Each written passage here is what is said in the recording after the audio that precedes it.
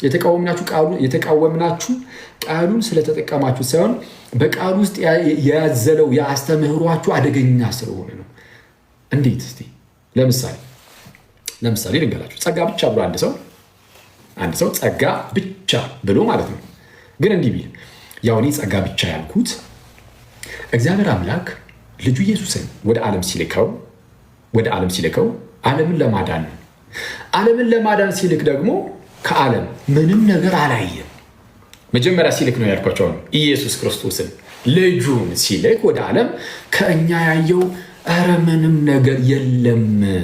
ከእኛ ምንም ሳያይ ልኮታልና በሁኔታዎች ላይ ባልተመሰረተ ፍቅሩ ላይ በሁኔታዎች ላይ ያልተመሰረተ ፍቅር ነው ያለው። ጊዜ እንዲሁ ወዶ ነው ይላል ዮሐንስ ወንጌል ምዕራፍ 3 ቁጥር 16 ላይ በእርሱ የሚያምኑ ሁሉ የዘላለም ሕይወት እንዲኖረው እንጂ እንዳይጠፋ እግዚአብሔር አንድያ ልጁን እስኪሰጥ ድረስ ዓለምን እንዲሁ ወዶታልና።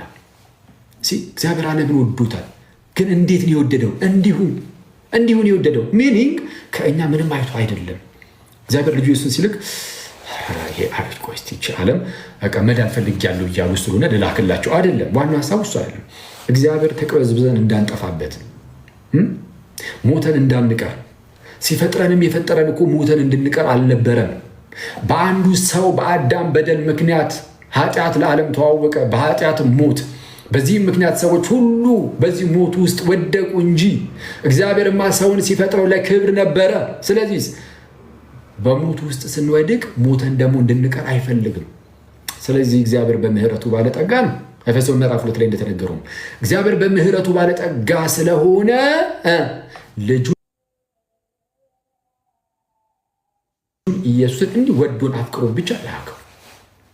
ስለዚህ አንድ ሰው ጸጋ ብቻ ስለኔ ብሎ ማለት ነው እግዚአብሔር ልጁ ኢየሱስን የላከው ከኛ ምንም አይቶ አይደለም፣ በቃ እርሱ ስለወደደን ብቻ ነው ለማለት ለዛ እንደው ጸጋ ብቻ አልኩኝ ቢል ትቃወሙታላችሁ? እንቃወማለን? አንቃወም።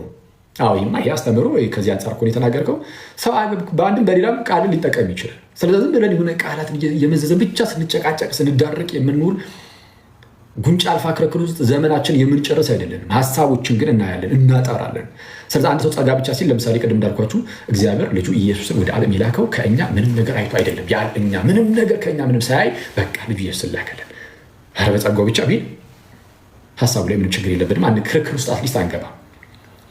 እንደው የተሻለ ቃል ብትመርጡ ምናምን ቢባል እንኳን ማለት ነው ብንል እንኳን ልንል እንችል ይሆናል። ግን ስቲል ክርክር ውስጥ ግን አንገባ። መናፍቃን ብለን ራሱ ይሄ ኑፋቄ እያልን ራሱ አንጠራም። የሆነች ቃልን ስለተጠቀማችሁ ብቻ ማለት ነው። እንደዚህ ቃልን ስለተጠቀማችሁ ብቻ። ሁለተኛ ለምሳሌ ልጁ ኢየሱስን ሲልኮ ብቻ አይደለም እኛ ጋር ደግሞ የክርስቶስ ማዳን ሰዎች ጋር ይደርሳል። ሰዎች ጋር የሚደርሰው ማን ጋር ነው? ዝም ብሎ ራንደምሊ ዝም ብሎ የትኛውም ሰው ጋር በቃ የክርስቶስ የማዳን ስራ ደረሰ አለቀ ነው እንዴ? አይደለም።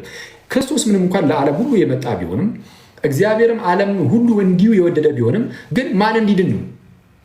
በእርሱ የሚያምኑ ሁሉ ነው የሚለው አይደል? እዛው አሁን የጠቀስኩላችሁ ዮሐንስ 3:16 ላይ በእርሱ የሚያምን ሁሉ የዘላለም ሕይወት እንዲኖረው እንጂ እንዳይጠፋ እግዚአብሔር አንድያ ልጁን እስኪሰጥ ድረስ ዓለምን እንዲሁ ወዶታል ነው የሚለው። ኦኬ፣ በእርሱ የሚያምን ሁሉ የዘላለም ሕይወት እንዲኖረው ነው የተባለው። ስለዚህ አሁን ልጁ ስለ ዓለም መጥቷል፣ ግን የዘላለም ሕይወት የሚኖረው የሚያምን ነው። ስለዚህ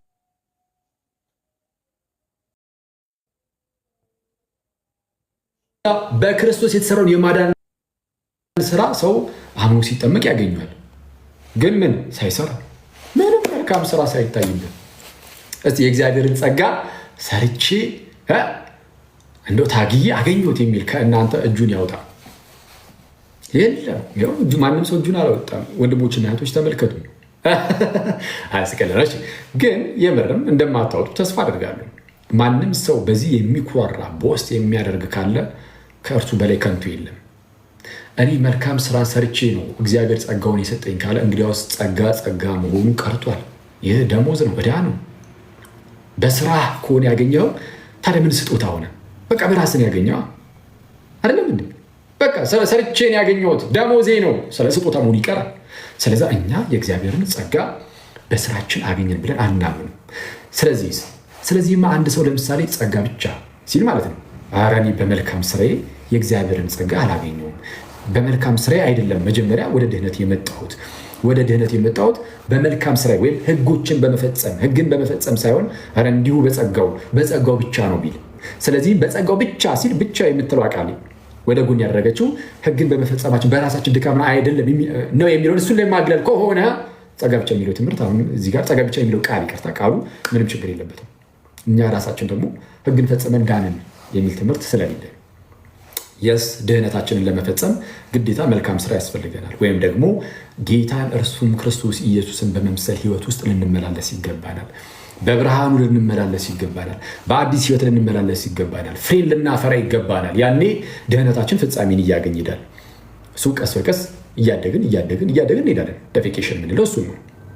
ኤኒዌይስ ወደ ድህነት ስንመጣ ግን የመጣ ነው በፍጹም በእኛ ስራ አይደለም፣ በእግዚአብሔር ጸጋ ነው። እንዲሁ በጸጋው ይጸድቃሉ ተብሎ እንደተነገረ፣ እንዲሁ በጸጋው ይድናሉ ተብሎ እንደተነገረ በጸጋው ሜዳን ነው። ጸጋ ብቻ ስል ቢል ለምሳሌ አንድ ሰው ብያቸዋለሁ። ጸጋ ብቻ የሚለውን ቃል የተጠቀምኩት እንደሆነ የዳንኩት በስራ አይደለም፣ ኧረ በራሱ በእግዚአብሔር ጸጋ ብቻ ነው ለማለት ነው። አዎ አምኛለሁ፣ ፈቅጄ አምኜ ተጠምቄ ድኛለሁ፣ ግን ምንም አልሰራውም። ሊያድነኝ ጌታ ሲመጣ አሜን አባ አድነኝ አልኩኝ። ላድንህ ብሎ እርሱ መጀመሪያ መጣ። እርሱ አስቀድሞ ነው የወደደን። እርሱ አስቀድሞ መጣ። አስቀድሞ ባይመጣ አድነኝ ባላልን ነበረ። እርሱ አስቀድሞ መጣ፣ ላድንህ አለኝ። ከዛን እኔም አሜን ጌታ ሆይ አድነኝ አልኩት። አመንኩኝና ፈቅጄ አምኜ ዳንኩኝ። ወይም ስጠመቅ በዛ በጥምቀት ውስጥ የእግዚአብሔርን ጸጋ ተካፈልኩኝና ያ ጸጋ ፈወሰኝ፣ አዳነኝ። ከሞት ወደ ህይወት አመጣኝ። ጌታን እርሱም ኢየሱስ ክርስቶስን አለበሰኝ፣ ከጌታ ጋር አንድ አደረገኝ።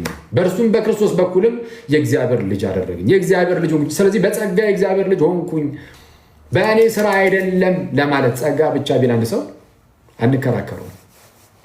በደንብ አድርጋችሁ ተከታተሉ፣ በደንብ አድርጋችሁ ስሙ። እንዲህ ቢል አንከራከርም። እንዲህ ቢልም አትከራከርም አክሊላ። ታዲያ ምን ልትሰራ መጣሁ እዚህ? ታዲያ እኛ ፕሮቴስታንት ወንድም እህቶች ምን አልን አክሊል የሚሉ ፕሮቴስታንት ወንድም እህቶች ሊኖሩ ይችላሉ። ወይም ጸጋ ብቻ የሚለው ትምህርት አነሳሱ ላይ እንደዚህ አይደለም። ይሄንንም ሊጨምር ይችል ይሆናል፣ ግን ስር መሰረቱ ራሱ ይህ አይደለም። ዋናው አነሳሱ የጸጋ ብቻ ትምህርት ምን እንደሆነ እና ለምን እንደምንቃወመው አሁን የማሳያችሁ ይሆናል ማለት የምነግራችሁ ይሆናል። እንግዲህ ነገሩ እንደዚህ ነው። የጸጋ ብቻ ትምህርት አጀማመሩ ልክ ፕሮቴስታንቲዝም ልክ ሲነሳ ምን አይነት ትምህርት በስፋት መሰጠት ተጀመረ? ሰው የሚድነው በጸጋ ብቻ ነው። ማለትም ሰው በአዳም ምክንያት የገባው ሞት ውስጥ ሲወድቅ ይላሉ። ስሙ በደንብ። በአዳም ምክንያት የገባ ሞት አለ? አዎ አለ። በአዳም በኩል ሰው ሁሉ ሙታን ሆኗል? የስ ሆነናል። በአዳም ኃጢአት ምክንያት ሰው ሁሉ ውድቀት ውስጥ ገብቷል? አዎ ገብቷል።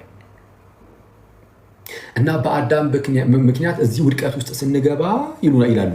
እዚህ ውድቀት ውስጥ የገባ ሰው ነፃ ፈቃዱን ለመንፈሳዊ ነገር ማለት ነው፣ ከመንፈሳዊ ነገር አንጻር ነፃ ፈቃዱን አጥቶታል የሚል ትምህርት ተነሳ።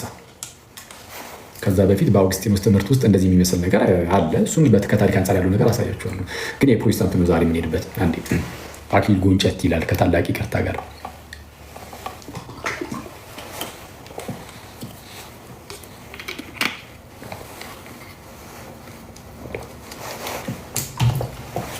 ኦኬ እሺ፣ ይቅርታ ስርዓት እህት ነው። አሜን። እሺ ሰው እንዳትረሱ በደንብ አድርጋችሁ ትኩረት በሰጣችሁኝ ቁጥር ለዚህ ትምህርት ካሁን በኋላ እንግዳ አትሁኑ። ቅድም እንዳልኳችሁ ልክ ምስጢራት ላይ በቃ ውሃ ሆኖ አሁን እንደሚገባችሁ እንደምትረዱት ይህንንም ልክ እንደዚሁ ይገባችኋል። ፕሮቴስታንቶችም ሌሎቻችሁ ኦርቶዶክሶችም ሁላችሁ በደንብ አድርጋችሁ ለመስማት ሞክሩ። ሰው በአዳም ምክንያት የመጣው ውድቀት ውስጥ ሲገባ፣ ሞት ውስጥ ሲገባ ነፃ ፈቃድ የለን። ለስጋዊ ነገር ነፃ ፈቃድ አለን። ለመብላት ለመጠጣት ሰው ከፈለገ ይበላል፣ ካልፈለገ አይበላም። ከፈለገ ይጠጣል፣ ካልፈለገ አይጠጣም። እዚህ ላይ አይደለም ችግራችን ነው የሚሉን። ኦኬ እንትን ራሱ አናረጋችሁም። እያያችሁ ነው። ሉትራን ወንድሞቻችን፣ ሪፎርምድ ውስጥ ያላችሁ ካልቪኒስት ወንድሞቻችን ሚስ ሪፕሬዘንት አለማድረግ ብቻ ሳይሆን እዚህ ጉዳይ ላይ ይህን ነገር እንዲላሉ ብለን ራሱ በግልጽ እናስቀምጥላችኋለን። መብላት አለመብላት፣ መጠጣት አለመጠጣት ጉዳይ ላይ አዎ ነፃ ፈቃድ አለን ይሉና መንፈሳዊ ነገር ሲሆን ግን ለምሳሌ መንፈሳዊ መልካም የሆነ ነገር ለምሳሌ በእግዚአብሔር ማመን፣ በእግዚአብሔር የማመን ጉዳይ ሲሆን ለምሳሌ በእግዚአብሔር የማመንና ያለማመን የሚባል ነፃ ፈቃድ የለንም። ያለን ነገር ሙት ስለሆንን በመንፈሳዊ ነገር ውስጥ ስለሞትን ሙሉ በሙሉ ከመሞታችን የተነሳ ማመን አንችልም። የእግዚአብሔርን ጥሪ መስማት አንችልም። ወይም ደግሞ ሰምተን ምላሽ መስጠት አንችልም። ለመዳን ፍላጎቱ ሊኖረን አይችልም። ኦልሬዲ ሞተናልና። ይሄ ፕሮቴስታንቶች ትምህርት መርምራችሁ ስሙ። ኦልሬዲ ሞተናልና የመዳን ፍላጎቱ እንኳን አይኖረንም። ለመዳን ፈቃድ በፍጹም መስጠት አንችልም፣ መፍቀድ አንችልም። እንደዚህ አይነቱ ሁኔታ ውስጥ ገባናል። ታዲያ ህዝቡ እንዴት ሊድን ነው? እንደዚህ ጥያቄ አይፈጥርባችሁም? እስቲ ራሳችሁን ጠይቁ። ምን ሊሉ ይችላሉ ብላችሁ ዝም ብላችሁ አስቡ። እንዴ ሰው ለመዳን መፍቀድ አይችልም? ነፃ ፈቃድ የለውም እንዴ? እግዚአብሔር ልጁ ኢየሱስን ላከው። እሺ ልጁ ኢየሱስን ላከው። ስለዚህም በክርስቶስ የሆነውን የማዳን ነገር ለመቀበል ነፃ ፈቃድ የለህም ከተባልክ፣ ፈቅደህ መዳን ትችላለህ የሚለው ነገር ከተካደ፣ ወይም ደግሞ ፈቅደህ መዳን አትችልም ከተባልክ ታዲያ እንዴት ልድን ነው ብለህ ማሰብ አይቀርም። አሁን ፕሮቴስታንቶቹ እንዳልኳቸው ልክ ሲነሱ ሀዳሲያኑ እነ ማርቲን ሉተር እነ ጆን ካልቪን ልክ ሲነሱ ምንድን ያደረጉት? አዎ ሰው ነፃ ፈቃድ አጥቷል፣ ስለዛ እንዴት ይዳን ለሚለው እንደ መፍትሄ ያቀረቡት እግዚአብሔር አስቀድሞ በራሱ ፈቃድ በአንቺ አይደለም፣ በራሱ በእግዚአብሔር ፈቃድ የሆኑ የተወሰኑ ሰዎችን ለማዳን ኦልሬዲ መርጧል። እንግዲህ ከዛ ውስጥ ትኑ አትኑ አይታወቅም፣ ግን ኦልሬዲ በቃ ተመርጧል። ድላችሁ ሞክሩ፣ ተፍጨርጨሩ፣ ግን ኦልሬዲ በእግዚአብሔር ዘንድ በቃ ተመረጠ። ምን ይደረጋል እንግዲህ እግዚአብሔር አስቀድሞ ለማዳን የወሰናቸው ሰዎች አሉ። ቅድመ ውሳኔ ይባላል። ቅድመ ውሳኔ እግዚአብሔር የሆኑ ሰዎችን ለማዳን ወስኗል። ስለዚህ ኦልሬዲ ስለወሰነ ሰዎች አሁን ማመን አይችሉም፣ መፍቀድ አይችሉም ለመዳን ምናምን ብለው አልነበረ? እግዚአብሔር አስቀድሞ እነዚያ የወሰናቸውን ሰዎች መንፈሱን ይልክላቸውና ከዛ ሞት ውስጥ እንዲወጡ ያደርጋቸዋል። ፈቅደው ነው አይደለም፣ መፍቀድም አይችሉም። እግዚአብሔር ኦልሬዲ ስለወሰነ እነሱ እንዲድኑ ስለወሰነ የሆኑ ሰዎችን ፒክ አድርጓል። ለምሳሌ እዚህ ጋር 2000 ምናምን ሰው አለ አይደል? ከዛ ውስጥ የሆነ ያህል ሰው ለምሳሌ 200 ሰውን ለምሳሌ መርጦ ከሆነ ምክንያቱም አብዛኛው ሰው በክርስቶስ የማያምን ስለሆነ እንደ አጠቃላይ በዓለም ደረጃ ማለት ነው ችግር የለውም። 1000 መርጦት ይሁን 1000 እንኳን የተመረጠ ቢሆን ከዚህ ውስጥ 1000 ኦልሬዲ በእግዚአብሔር አስቀድሞ ስለተወሰነበት ለዛ ለ1000 ህዝብ መንፈሱን ይልክና ይለውጠዋል። ያንን ሰው ይለውጠዋል ማለት ከዛ ከሞት ውስጥ ያወጣዋል። መፍቀድ ከማይችልበት ሁኔታ ውስጥ ያወጣዋል፣ ወይም ዳግም ይወልደዋል። ዳግም ይወልደውና እምነትን ደግሞ አብሮ እዛው ጋር ይሰጠዋል። ማመን አይችልማ ሰውየው። ስለዚህ እምነትን ይሰጠዋል፣ አዲስ ልደትን ይሰጠዋል፣ አዲስ የሆነ ህይወትን ይሰጠዋል። ከዛ በኋላ መዳን እንዲጀምር ያደርገዋል። ከዛ በኋላ ያ ሰው ወደ ህይወት ከመጣ በኋላ ግን መፍቀድ ይጀምራል። የሰው ዕዳ ነው፣ ፈቅዶ አይደለም፣ ፈልጎም አይደለም። በቃ እግዚአብሔር አስቀድሞ ስለወሰነ ነው። ሌላውስ ህዝብ ታዲያ የቀረውስ ካላችሁ እንደምታውቁት ዓለማችን ላይ እንደው ከቀን ቀን እንደው በክርስትና ስም ያሉት ሁሉንም እንኳን ብናጠቃለን ቀስ በቀስ እንደው አሁን እየጨመረ መጣ እንጂ አሁንም ቢሆን እውነቱን ለመናገር አብዛኛው ህዝብ ከክርስትና ውጭ ነው። ጥፋት ውስጥ ነው ያለው አይደል? በክርስትና ውስጥ እንኳን ሆኖ አማኝ ነኝ የሚለውም ሰውም ቢሆን ሁሉም እንደው አማኝ ነኝ ያለ ሁሉ የተጠመቀ ሁሉ ያመነ ሁሉ ራሱ ደግሞ ከዛ እግዚአብሔር አስቀድሞ ከወሰናቸው ከነዛ ሰዎች ውስጥ ከዛ ውስጥ የሚቆጠር ነው ሁሉም ማለት ነው። እዛ ውስጥ ያለ ነው ተብሎ ራሱ አይታመንም። ከፍቅር የተነሳ እንደዛ ልትል ትችላለህ እንጂ የእግዚአብሔርን ምክር ማንም አያውቀውም። ሁሉም እውነተኛ አማኝ ነው ብለን መናገር አንችልም ነው የሚሉት። ማስረጃ ሰጣችኋለሁ። ነገራችን ላይ ማስረጃዎችን ሰጣችኋለሁ። ይህንን የነጻ ፍቃድ ትምህርትን መካዳቸውን ምናምን እና መሰል ነገሮችን ማለት ነው። እናም ሰው ነጻ ፈቃድ የለውም። ስለዚህ ነጻ ፈቃድ ስለሌለው እንዴት ይድናል የሚለው ነገር አያሳስብም። ለምን? እግዚአብሔር አስቀድሞ ስለወሰነ እርሱ የወሰናቸውን የተወሰኑ ሰዎችን ብድግ ያደረጋቸውን ሰዎች ለእነሱ መንፈሱን ይሰጣል። ከዛ በኋላ መንፈሱን ከሰጠ በኋላ ያ መንፈሱ ያነቃቸዋል፣ ዳግም ይወልዳቸዋል። ከዛ ዳግም ከተወለዱ በኋላ ማመን እንዲችሉም አይደለም አክቹዋሊ እምነትን ራሱ እሱ ነው የሚሰጣቸው። እምነቱም ከእነርሱ አለ እምነታቸው ራሱ ተብሎ ሊነገር አይችልም። ከተባለም ያው ለእነርሱ ስለሰጣቸው በሚለው ነው። በቃ እምነትንም ራሱ ነው መጥቶ እነሱ ውስጥ ያስቀምጣል። እምነትንም እግዚአብሔር ነው። ሰዎቹ ማመን ስለማይችሉ እምነትንም እርሱ ነው የሚሰጣቸው። ስለዚህ በሰዎቹ ፍቃድ አላለም። ሌላው ቀሪው ዓለምስ ቅድም እንዳልኳቸው ሌላው ቀሪው ዓለምስ ከተባለ አብዛኛው ዓለም ማለት ነው። በፕሮቴስታንት ውስጥ የተለያየ እይታ ይሰጣል። እዚህ ላይ ሉተራኖቹ የቀሪውን ዓለም እኛ አናውቅም፣ በቃ እንግዲህ እግዚአብሔር ለማዳን የወሰነው ሰዎች አሉ ይላል። በቃ እግዚአብሔር ለማዳን አወስኗል። የሚጠፉትን ሰዎች ግን እርሱ ወስኖባቸው አይደለም፣ በቃ በራሳቸው ምክንያት የጠፉት ይላሉ። ማለት እግዚአብሔር ለማዳን የወሰነው የተወሰኑ ሰዎች ነው ይሉናል። ለምሳሌ 5 ሰው ቢኖር ማለት ነው ከ5ቱ 2ቱ ለማዳን ወስኗል። እነዚህ ላይ አብሮ አላካተታቸውም። እዚህ ውስጥ አላካተትም። ለምን አላካተትም? 3ቱ እነዚህኛዎቹ ከእነዚህ የከፉ ኃጢአተኛ ሆኖ ነው? በፍጹም አይደለም። እነዚህን 2ቱን ለምን መረጠ? ከነዚህ የተሻሉ ሆኖ ተገኝተው ነው ወይም ፈቅደው ነው? አይደለም፣ አልፈቀዱ። እነዚህ መፍቀድ አይችሉም። ልክ እነዚህ 2ቱ ሰዎች ከነዚህ ከ3ቱ ሰዎች ጋር ተመሳሳይ የሆነ ሁኔታ ውስጥና ተመሳሳይ የሆነ ኃጢአት ውስጥ ተመሳሳይ የሆነ ሞት ውስጥ ነው ያለው። ግን እግዚአብሔር እነዚህን 2ቱን በራሱ በእግዚአብሔር ፈቃድ ብቻ ያለ ሰዎቹ ፈቃድ በእግዚአብሔር በራሱ ፈቃድ ብቻ 2ቱን ሰሌክት አድርጓል፣ ኢሌክት አድርጓል፣ መርጧል። ይህንን አንኮንዲሽናል ኢሌክሽን ይሉታል። አንኮንዲሽናል ኢሌክሽን ማለት ከሁኔታዎች ውጭ የሆነ ምርጫ፣ የእግዚአብሔር ምርጫ። እግዚአብሔር ይመርጣል። በነገራችን ላይ ቅድመ ውሳኔ የሚባል ትምህርት አለ በክርስትና ውስጥ አለ። ግን እንደዚህ አይደለም። ግን ልክ እንደነሱ እንደ ፕሮቴስታንቶቹ አይደለም። በክርስትና ውስጥ ያለው የቅድመ ውሳኔ ትምህርት ምን እንደሆነ እነግራቸዋለሁ። የክርስትናውን አስተምሩ ማለት ነው። እግዚአብሔር ይመርጣል። የስ ምንድን ነው የሚለው ግን ፕሮቴስታንቶቹ እንደሚሉት አይደለም። መጽሐፍ ቅዱስ ላይ ያለውም ወይም በአጠቃላይ በክርስትና ውስጥ ያለው እነሱ እንደሚሉት አይደለም። እና እንዳልኳችሁ እግዚአብሔር 2ቱን ሰዎች ሲመርጥ ከእነዚህ 3ቱ ሰዎች ላይ ያላገኘው ነገር ግን እነዚህ ሰዎች ላይ ያገኘው ነገር ኖሮ አይደለም። በቃ በራሱ ፈቃድ ነው። ዝም ብሎ 2ቱን እነዚህ መረጠ። እግዚአብሔር ባወቀ በቃ እነዚህ 2ቱን መርጦ 3ቱን ተዋቸው። እነዚህ 2ቱ ስለሚያምኑ አይደለም። አስቀድሞ እግዚአብሔር እነዚህ 2ቱ እንደሚያምኑ በቅድሞ እውቀቱ አውቆ እነዚህ 2ቱ እኮ ያምናሉ ስለሚያምኑ ይገባቸዋል ብሎም አይደለም። በቃ በእግዚአብሔር ፈቃድ እንዲሁ በጸጋው ብቻ ጸጋ ብቻ የሚባለው ለዚህ ነው። ያለ እነዚህ ሰዎች ፈቃድ ያለ እነዚህ ሰዎች ፍላጎት እግዚአብሔር ስለመረጠ ብቻ በክርስቶስ ስራ ለማዳን እነዚህ ሰዎች ኦልሬዲ መርጧቸዋል፣ ወስኗቸዋል እና ለእነዚህ ይህንን ነገር ያደርግላቸዋል። እነዚህም 3ቱን ግን ከነዚህ ጋር ከ2ቱ ጋር ወስኗል አልወሰንም? አሁን ፕሮቴስታንት ማነው ሉተራን የሚባለው የፕሮቴስታንት ክፍል እንደዛ ነው የሚለው። በቃ እነዚህ ይኸው ወሰነ። እነዚህንስ ለምን እነዚህም አውሮ ሙሉ ዓለሙን በቅድመ ውሳኔ ውስጥ ለምን ለድህነት እንደዚህ ሁሉንም ለምን ሳይጠቀልል ስትሏቸው ምስጢር ነው ይሏቸዋል። የሉተራኖች የመጨረሻው መልስ ምስጢር ነው ብሎ ማለት ነው። ማለት በሃይማኖት ጉዳይ ላይ ምስጢር ነው የሚባል ነገር ይኖራል እኮ። ግን እኛ ጋርም እንደታውቃላችሁ እንግዲህ ኦርቶዶክስ ቤተክርስቲያን ውስጥ እንደመኖራችን ምስጢር የሚባል ነገር ይኖራል። ግን ምስጢር የሚባለው ነገር ግን ምንድን ነው?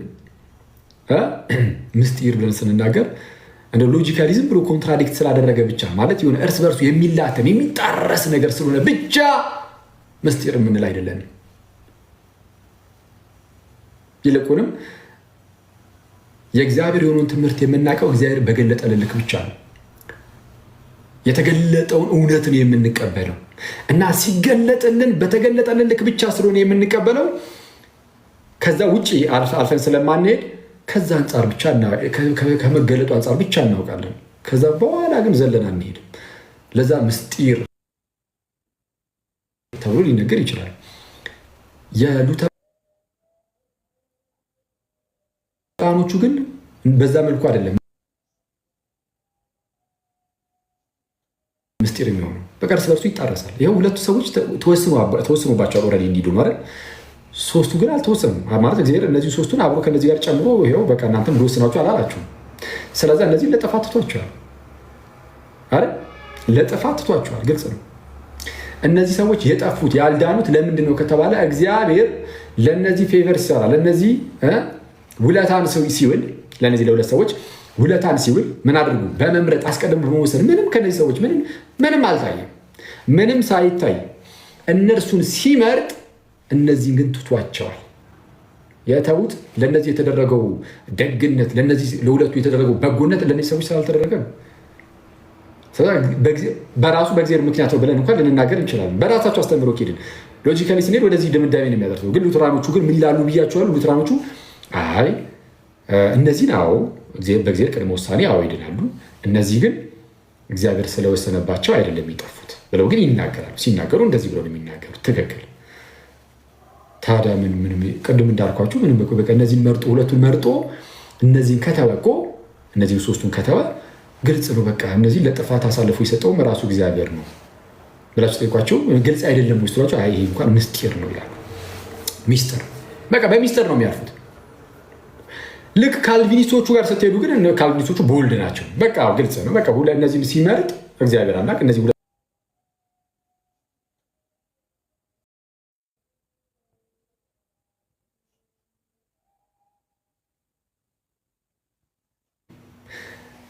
እግዚአብሔር አስቀድሞ ለማዳን እነዚህ ሁለት ሰዎች ከነዚህ ምንም ሳይመርጧል ወስኗል ካልክ እና እነዚህ ሶስቱን ከተዋቸው በቃ እነዚህም ለጥፋት ራሱ አሳልፎ ሰጥቷቸዋል ያስብላል። ምንም ግልጽ እኮ ነው። እና ካልቪኒስቶቹ በግልጽ እንደዛ ይላሉ። በሉተራኖቹ እና በካልቪኒስቶቹ መካከል ያለው ልዩነት አውቃችሁታል። ቅድመ ውሳኔ ላይ ሉተራኖቹ አይ ለማዳን አዎ አስቀድሞ ተወስኗል ከሰዎቹ ምንም ፈቃድ ምናምን ሳይታይ በራሱ በእግዚአብሔር ፈቃድ ብቻ። የእነዚህ ግን አናውቅም፣ በቃ ጠፍተዋል በእግዚአብሔር ምክንያቱም አንልም፣ ራሳቸው የሚሰላሉ ነው የምንለው ሳይወሰኑ። ታዲያ እነዚህ ሲጀምር እሺ መቻሉ ማለት ነው።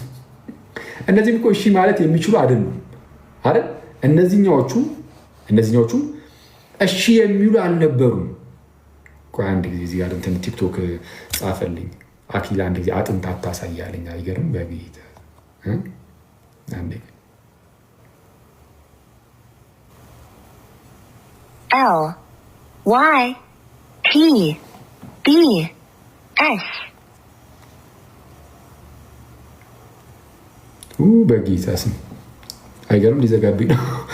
እንትኑን ፐዝሉን እንትን በብሉኝ እስቲ ቆይ። አይ ድጋሚ ያመጣ መሰለኝ።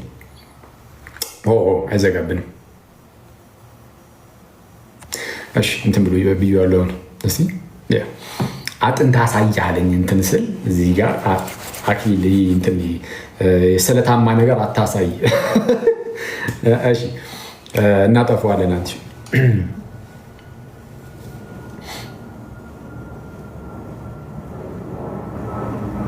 ወንድማችን አንተነህ ሉዛ ተስፋዬ ኮመንቱን ትዘጋልናለህ፣ እኛ እንቀጥላለን ማለት ነው። እሺ እውነቱን እኮ ይላሉ። ኧረ አንተ ስቀልድ ነው በወላዲቷ በጌታ በኢየሱስ እንዴ! ምንም ሙድ መያዝ የማይቻልበት ሀገር ራስ ላይ ሙድ መያዝ አይቻልም እንዴ? ተው እንጂ። ኦኬ ጋድ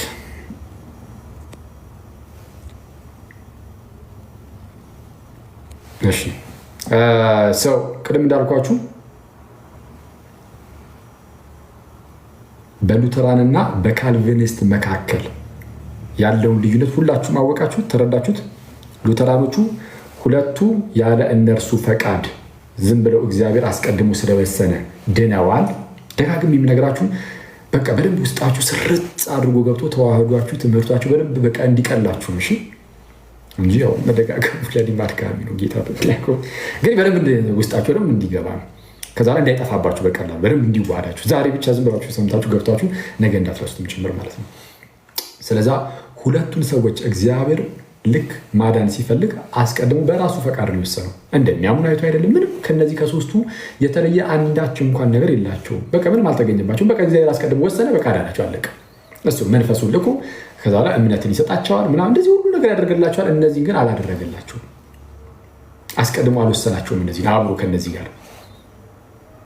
ለምንድን ያልዳኑት? እነዚህ በመጀመሪያ እነዚህ ዳኑት ለምንድን ነው?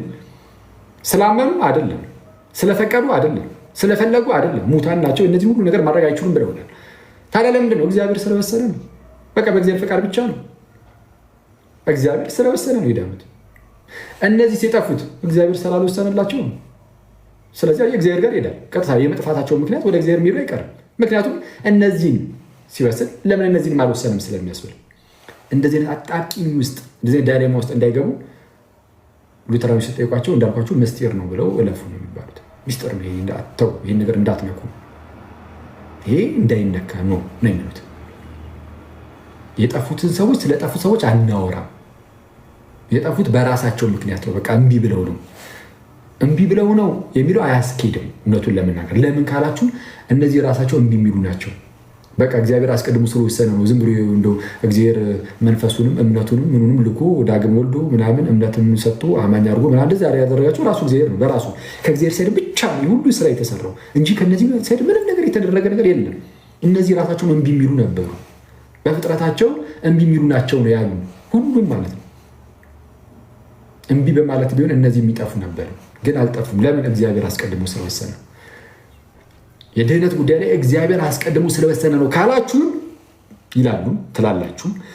አስቀድሞ ስለወሰነ ነው ካላችሁ እንግዲያውስ እነዚህ የጠፉት አስቀድሞ ስላልተወሰነላቸው። ስለዛ ምን ይላሉ? አይ ምስጢር ነው ይሄኛውን እንደዛ አንልም፣ ለእግዚአብሔር አንሰጥም ይሄኛውን ይላሉ። ስለዛ ልዩነቱ የሉትራን ሲሆን አይ እነዚህ ሶስቱ የጠፉት በቃ በራሳቸው ምክንያት ነው ብቻ ብለን የምንዘጋው። ልክ እንደዚህ አጣብቂኝ ጥያቄ ከጠየቃችሁም ግን ነው የሚሉት፣ በግልጽ ነው የሚናገሩት። በነገራቸው ላይ ምን ብለው ምስጢር ነው ብለው በቃ ምስጢር ነው። ካልቪኒስቶቹ ጋርስ ልዩነቱ ምንድን ነው? ካልቪኒስቶቹ ግን ግልጽ ናቸው እዚህ ጉዳይ ላይ ምን? አዎ እነዚህ ሁለቱ ስለተወሰነላቸው ስለተወሰነባቸው ድነዋል። እነዚህ ሶስቱ ደግሞ የጠፉት ስለተወሰነባቸው ነው። እግዚአብሔር አንዳንዶቹን ለዘላለም ሞት ለዘላለም ሲኦል ሲወስን፣ አንዳንዶችን ደግሞ እግዚአብሔር ለዘላለም ድነት ለዘላለም ሕይወት ኦልሬዲ አስቀድሞ ወስኗል። ፒሪየድ አለቀ። የተወሰነ ነገር ነው። ማንም ሰው ምንድን ነው ከአዳም ጀምሮ እንግዲህ የሚዋለዱ ምናምን እስከ ዓለም ፍጻሜ ድረስ የሚመጣ የሰው ዘር ሁሉ እግዚአብሔር አስቀድሞ ያውቃል። እግዚአብሔር አስቀድሞ ኦልሬዲ ወስኗል። የሚድኑት እነማን እንደሆኑ በቃ አስቀድሞ ዓለም ሳይፈጠር በፊት እገሌ ገሌ ይድናል፣ እገሌ ገሌ ደግሞ ይጠፋል። ቁጥራቸው በቃ ውስጥ ይታወቃል። ቁጥራቸው ሳይቀር በእግዚአብሔር ዘንድ ይታወቃል። ስለዛ እግዚአብሔር አስቀድሞ ስለወሰነብህ ማንህም ከዚህ ከመዳን ውስጥ አትወጣም ይሏል። ካልቪኒስቶች እዚህ ላይ ግልጽ ናቸው። በቃ የካልቪኒስቶች ይቻላል ያልኩት አስስ ግልጽ ናቸው። አያድበሰብሱትም። ሚስጥር ምናምን ብለው አያዘናጉም። በቃ አለቀ። ለማዳን እግዚአብሔር ወስኗል። በቃ አለቀ። ከወሰነ ወሰን ነው። ትድናለህ፣ የትም አታፋትም፣ የዘላለም ሕይወትን ታገኛለህ፣ ለዘላለም በእግዚአብሔር መንግስት ውስጥ ትኖራለህ። ለጥፋት መድበዋል። የታባህ ነው የምታምነው። ብታምን እንኳን የትም አትደርስም። አንተ ከሃዲ ነህ። ምንም እውነተኛ እምነትም ሊኖርህም አይችልም። ኦልሬዲ በእግዚአብሔር ምርጫ ውስጥ ስለሌለ። ስለዚህ ለሞት መድበዋል። ለሞት የተመደበ አለ፣ ለውርደት ለኪሳራ፣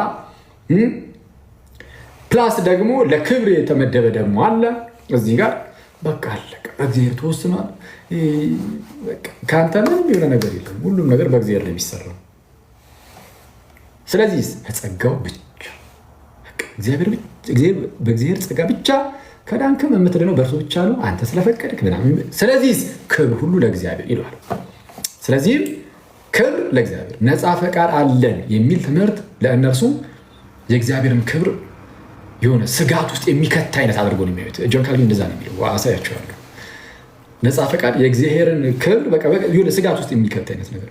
ሰው ነፃ ፈቃድ አለው ከተባለ እና ፈቅዶ ቢድን ማለት ነው። በቃ ለእነ ጆን ካልቪን ምናምን የሚታያቸው እንዴት ነው?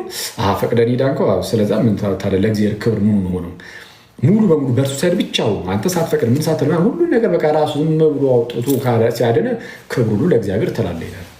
ክብር ለእግዚአብሔር ብቻ የሚለው ትምህርት አመጣጡም ከዛ ነው። ጅማሬው ማለት ነው። ከዛን ተከታይ ሌሎች ይኖራሉ፣ ግን ጅማሬው እንደዛ ነበር። ለማንኛውም ግን እንዲህ ያለ ትምህርት ይሰጣሉ። ይህ ትምህርት የወለዳቸው ብዙ ትምህርቶች አሉ። ማለት ነፃ ፈቃድን መካድ። አሁን የዛሬ የምንማማረው ነፃ ፈቃድ ላይ ማለት እሱ ላይ ነው ትኩረት እንድናደርግ አስቤ የነበረው። ነፃ ፈቃድን በመካዳቸው ምክንያት ተመልከቱ። ሰው ነፃ ፈቃድ የለውም። ስለዛ ታዲያ እንዴት ይዳን? እግዚአብሔር አስቀድሞ ይወስናል፣ ወይም ደግሞ እግዚአብሔር አስቀድሞ ይመርጥና ከዛ አስቀድሞ የመረጣቸውን እነሱን ያድናል። እንዴት ነው የሚያድነው የሚለው ላይ እግዚአብሔር አስቀድሞ ኦልሬዲ የመረጣቸው የተወሰኑ ሰዎች አሉ አይደል? የመጀመሪያው ነፃ ፈቃድ ጠፍቷል የሚለው ትምህርት ቶታል ዲፕራቪቲ ይባላል። ይህ የጸጋ ብቻ ትምህርት ቱሊፕ የሚባል ፖይንቶችን ነጥቦችን ይዞ መጥቷል። ቱሊፕ በካልቪኒስቶቹ ዘንድ ቱሊፕ ተብሎ የሚጠራ 5 ነጥብ ያለው ትምህርት አለ። ማለት ቱሊፕ TULIP እነዚህ ምህጻረ ቃል ናቸው። ምህጻረ ቃል ነው። ቱሊፕ ምህጻረ ቃል ነው። TULIP ቱሊፕ ምንድናቸው? እያንዳንዳቸው ምንድናቸው የሚለውን በቀላሉ እነግራችኋለሁ። እነዚህን ሙሉ በሙሉ የሚቀበሉት ካልቪኒስቶች ናቸው። ከነዚህ ውስጥ ብዙዎቹን ሉተራኖችም ይጋራሉ። በምን መልኩ ይጋራሉ ምናምን የሚለውን እነግራቸዋለሁ። አሁን ጸጋ ብቻ ብሎ ስለተነሱና ጸጋ ብቻ ብሎ ስለተነሱ በምን ጸጋ ብቻ በምን እንደሚገለጥ ላሳያቸው። አንደኛ ቱሊፕ አይደለ የተባለው በቲ ነው የሚጀምረው። ቲ ማለት ቶታል ዲፕራቪቲ በሉተራኖቹ በአብዛኛው አጠራር ቦንዴጅ ኦፍ ደ ዊል ይባላል። የፈቃድ እስራት በቃ ቅድም እንዳልኳቸው ምንም ሰው በመንፈሳዊ ነገር መፍቀድ አይችልም፣ ነፃ ፈቃድ የለውም የሚል ትምህርት ማለት ነው። ቶታል ዲፕራቪቲ ልክ እንደዚህ ነው። ታዲያ ይህ ሰው እንዴት ይዳል የሚለው ቅድም እንዳልኳችሁ እግዚአብሔር አስቀድሞ እርሱ በራሱ ፈቃድ ብቻ እንግዲህ ሰዎቹ ሲጀመሩ መፍቀድ ስለማይችሉ እግዚአብሔር ራሱ ይመርጣል። ከሰውየው ምንም ነገር ሳይታይ ምን እምነት፣ ፍላጎት፣ ፈቃድ ምንም ሳይታይ እግዚአብሔር አስቀድሞ ይመርጣል። እሱ ዩ ነው። ዩ ማለት አንኮንዲሽናል ኢሌክሽን ነው። ከሁኔታዎች ውጭ የሆነ የእግዚአብሔር ምርጫ፣ ከሁኔታዎች ውጭ የሆነ በሰውየው ላይ ምንም ሳይታይ ዝም ብሎ እግዚአብሔር ስለፈቀደ ብቻ በክርስቶስ በኩል የሆኑ ሰዎችን መርጧል። ውስን የሆኑ ሰዎችን ይሏችሁና ከዛ በኋላ ኦኬ የመረጣቸውን ሰዎች ነው ብቻ ነው የሚያድነው። ሌሎቹን ያድናል? አያድንም። የመረጣቸው ብቻ ስለሆነ የሚያድነው ይሉና እግዚአብሔር ደግሞ ኢየሱስን የላከው ለማዳን አይደለ? ሰዎችን ለማዳን የላከውና የሚድኑት ደግሞ እነዚህ የተመረጡት ብቻ ከሆኑ ኢየሱስን መጥቶ ቤዛ የሆነው ለእነዚህ ለተመረጡት ብቻ ነው ብሎ ያስተምራሉ። ሊሚትድ አቶንመንት TUL ቱሊፕ TULIP ሊሚትድ አቶንመንት የሚሉት ነው። ይህም በአጭሩ ምንድነው? እግዚአብሔር ልጁ ኢየሱስን የላከው ለነዚህ አስቀድሞ ለመረጣቸው ውስን ሰዎች ለማዳን ለመረጣቸው ውስን ሰዎች ነው። ስለዚህ ጌታ መጥቶ ቤዛ የሆነው ወይም የሞተውም እንግዲህ ሰዎችን ለማዳን ስለሆነ የሞተው ኢየሱስ የመጣውም የሞተውም ሰዎችን ለማዳን ስለሆነ የሚድኑት ደግሞ እነዚህ የተመረጡት ብቻ ስለሆኑ ለእነሱ ብቻ ነው ቤዛ ነው። ስለዛ ውስን የሆነ ቤዛነት ያለው ኢየሱስ ለተመረጡት ብቻ ነው የሞተው እንጂ ለሁሉም ለእያንዳንዱ ግለሰብ አልሞተም ብለው ያስተምራሉ። ከዚያስ ኢሬዚስቲብል ግሬስ የሚባል አለ። ጸጋ ነው። ይህ ጸጋ እምቢ የማይባል ሊቃወሙት የማይችሉ ጸጋ ማለት ነው። ማለት እግዚአብሔር ለምሳሌ እዚህ ጋር ይሄ እግዚአብሔር የተወሰኑ ሰዎችን መርጧል ብያቸው አልነበረ? እግዚአብሔር የተወሰኑ ሰዎችን መርጦ ለማዳን ማለት ነው። ከመረጠ መረጠ ነው። ማናባህም እምቢ ማለት አትችልም። ይህ ጸጋ ኢሬዚስቲብል ነው። እምቢ የማይባል ጸጋ ነው። ይመጣል፣ ይሰጣል ከሞት ወደ ህይወት በቃ በራሱ በእግዚአብሔር ፈቃድ ስለሆነ በራሱ በእግዚአብሔር ፈቃድ ከሞት ወደ ህይወት ትመጣለህ። ኢሬዚስቲብል ግሬስ ይባላል። እምቢ የማይባል ጸጋ እግዚአብሔር ይሰጣቸውና ዳግም ይወልዳቸዋል እነዚያ የሚመረጣቸውን ሰዎች። ለምን? ክርስቶስ ደግሞ ለእነርሱ ሞቷልና። ለነማን? ለእነርሱ ብቻ። እግዚአብሔር አስቀድሞ ከወሰነ ደግሞ ወሰነ ነው። የእግዚአብሔርን ፈቃድ መቃወም አትችልም። ስለዚህ ጸጋውን ይሰጣል፣ እምቢ ማለት አትችልም። በቃ አለቀ። ራሱ ዳግም ይወልድህና እንድታምን ያደርጋል፣ ወይም እምነትን ይሰጣል። ከዚያስ በኋላ የመጨረሻ ፒ ናት። ቱሊፕ TULIP ፒ ወይም ፐርሰቨራንስ ማለት ነው። ፐርሰቨራንስ ኦፍ ዘ ሴንስ እሱ ደግሞ ምንድነው? አንድ ጊዜ በእግዚአብሔር የተመረጡት እነዛ ከዛ ሁሉ ከወደቀው ከሙታን ውስጥ እግዚአብሔር የተወሰኑ ሰዎችን መረጠ። ጌታ ለነዛ ለተወሰኑ ለተመረጡ ሰዎች ብቻ ሞተ። ከዛም ለነዛ ሰዎች እግዚአብሔር እምቢ መባል የማይችል ጸጋን እየሰጠ ዳግም ወልዶ እምነትን ሰጣቸው፣ አዳናቸው። ከዛም እነዚያን የተመረጡ ጥቂት እነዛን ሰዎችን ደግሞ በዚህ በጸጋው በኩል የዳኑትን እነሱን ደግሞ እስከ ዓለም ምንድነው እስከ ህይወታቸው ፍጻሜ ድረስ ይጠብቃቸዋል። አንድ ጊዜ ከዳኑ በኋላ ድህነትን ሊያጡት አይችሉም። ድህነት አይታጣም። ዋንስ ሴቭድ ኦልዌይስ ሴቭድ፣ አንዴ ከዳንክ ሁሌም ዳንክ የሚል ትምህርትን ያስተምራሉ። ይህንን የተሳከረ ትምህርት እና የተወዛገበ ትምህርት ከታላቅ ይቅርታ ጋር የተወዛገበና የተሳከረ ነው። የተወዛገበና የተሳከረ ትምህርት በፕሮቴስታንት ውስጥ እናገኛለን። የጸጋ ብቻ ትምህርት መነሻ ማለት ጸጋ ብቻ የሚለው ትምህርት ይዟቸው የመጡ የወለዳቸው ነጥቦች ናቸው። እነዚህ ሁሉ አይተዋል። ከዚህ ሁሉ ከሞተው ዓለም ውስጥ ይኸው በጸጋ ብቻ ነው የተመረጥከው። ስለዚህም ክርስቶስ የሞተልህ በጸጋ ብቻ ስለተመረጥክ ነው። ይኸው እምቢ የማይባል ጸጋን ይሰጥሃል። አንተ ስለፈለክ አይደለም። እምቢ እንኳን ማለት መባል የማይችል አይነት ጸጋ አድርጎ ሰጥቷል። ስለዚህ በቃ ጸጋ ብቻ ነው። ከዛ ላይ እስከ ዓለም ፍጻሜ ያስቆይሃል። እስከ ዓለም ይቅርታ እስከ ህይወት ፍጻሜ የሚያስቆይህና ድህነትን እንዳታጡ ያደርጋል። እሱም በጸጋው ብቻ በጸጋው ብቻ ጸጋ ብቻ የሚለውን ትምህርት የምንቃወመው ነፃ ፈቃድን ከሰው ላይ ዞር አድርጎ እግዚአብሔርን ሌላ አይነት አምላክ አድርጎ ስለሚስል ነው። የሆኑ ሰዎችን ለድህነት መርጦ በቃ ኦልሬዲ አዘጋጅቷል። ስለዚህ ውሃ በላህ ሌላ የሚል የሚያስደነግጥ የሚያስፈራ የሚያስቸብር መጽሐፍ ቅዱሳዊ የሆነ ትምህርትን ስለሚያስተምር እና የመጀመሪያዋ ነፃ ፈቃድ አለን ብለህ ካሳያቸው ማለት ነው፣ ወይም ነፃ ፈቃድ የለንም የሚለውን ትምህርታቸውን አንዴ ከመታኸው ሌላ ሁሉ ይፈርሳል። ምክንያቱም ሰው ነፃ ፈቃድ ካለው ምንድነው ከፊቱ የሚቀርብለትን አንዱን ህይወትን ወይም ሞትን ይመርጣል። አለቀ። ስለዚህ ሁሉ ነገር በራሱ ላይም ይመሰረታል። ከእግዚአብሔር ይጀመራል። ከዛ በኋላ ሰው የለመዳል ራሱ ይመርጣል። ከመረጠ እዚህ ጋር ኮንዲሽናል ኢሌክሽን የሚባል ነገር አይኖርም። እግዚአብሔር አስቀድሞ ራሱ ወስኗል የሚል ነገር አይኖርም። ለምን? ሰዎቹ ራሳቸው ሲጀምር ነፃ ፈቃድ አለ ስላላቸው መምረጥ ይችላሉና። እንዳትረሱ ቅድመ ውሳኔ ይህኛው የቅድመ ውሳኔ ትምህርታቸው የመጣው እግዚአብሔር ሰው ምንድነው ይቅርታ ሰዎች ሁሉ ነፃ ፈቃድ አጥተዋል፣ ለመዳን እንኳን መፍቀድ አይችሉም፣ ፍላጎቱን ሊኖራቸው አይችልም በሚል ነገር ስለደመደሙ ለዛ ነው ቅድመ ውሳኔ የመጣው አንኮንዲሽናል ኢሌክሽን የመጣው። ስለዚህማ ሰው ነፃ ፈቃድ ካለው መምረጥ ይችላል። ስለዚህ አንኮንዲሽናል ኢሌክሽን አያስፈልግም፣ የለም።